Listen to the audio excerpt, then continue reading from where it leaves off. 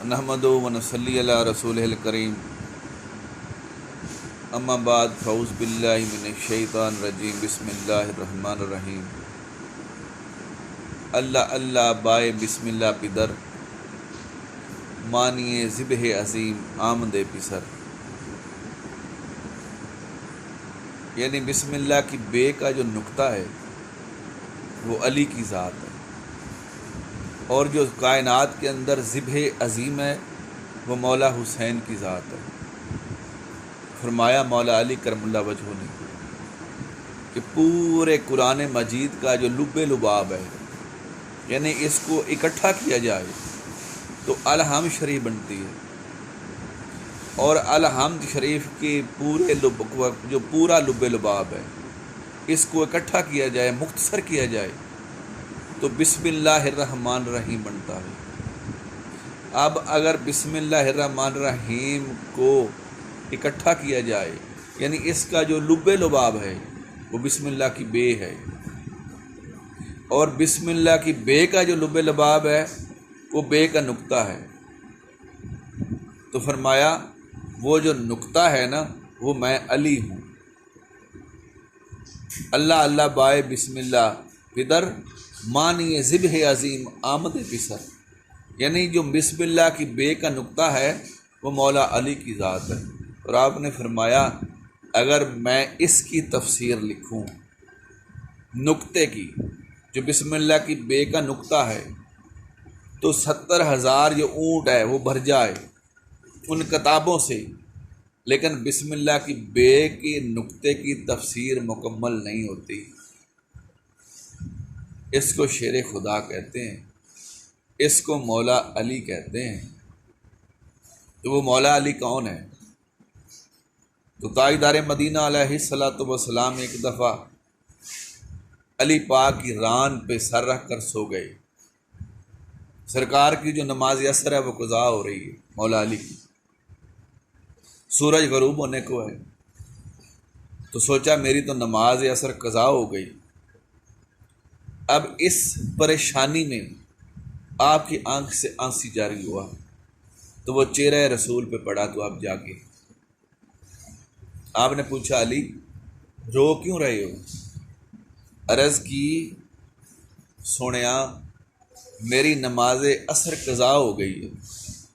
تو آپ نے پھر مسکرائے، فرمایا علی تو نے ادا پڑھنی ہے یا قضا؟ یعنی قضا بھی تو پڑھ سکتا ہے نا۔ تو آپ نے فرمایا میری کوئی نماز علی کی قضا نہیں ہوئی، تو سرکار میں چاہتا ہوں کہ یہ بھی میری ادا ہی ہو، قضا نہ ہو۔ تو آپ نے کیا فرمایا؟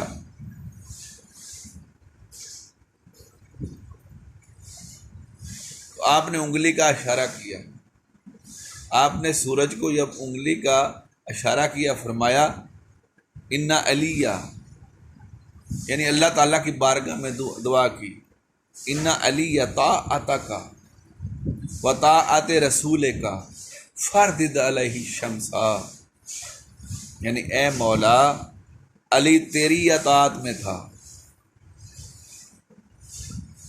انا علیہ طاعتک،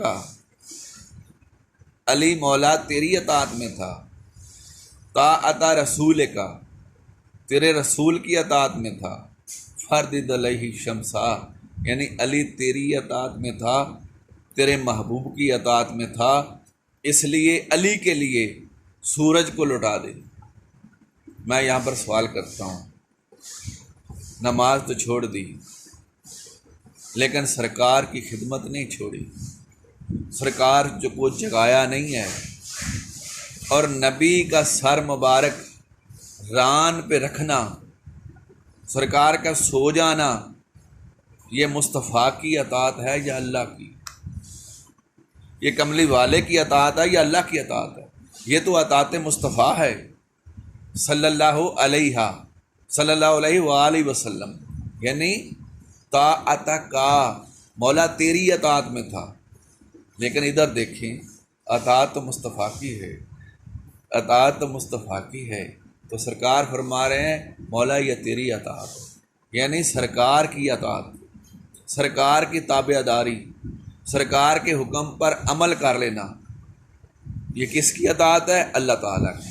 یعنی سرکار کے نقش قدم پہ چلنا، سرکار کی بات پر عمل کرنا، سرکار کی خدمت کرنا، تاجدار مدینہ علیہ الصلوۃ والسلام کی خدمت کرنا بھی اللہ کی اطاعت ہے.